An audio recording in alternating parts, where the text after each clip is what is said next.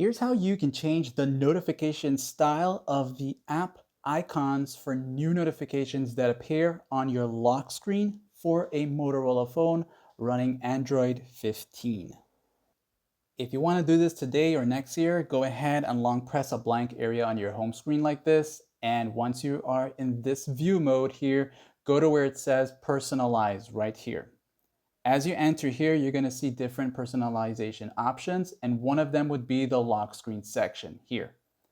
As you enter here, you're going to see a different set of layout options, and one of them would be this right here.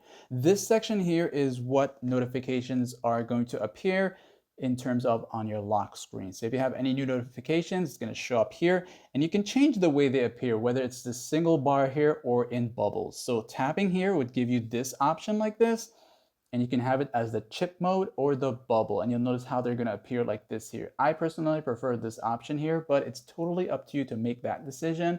Like and sub.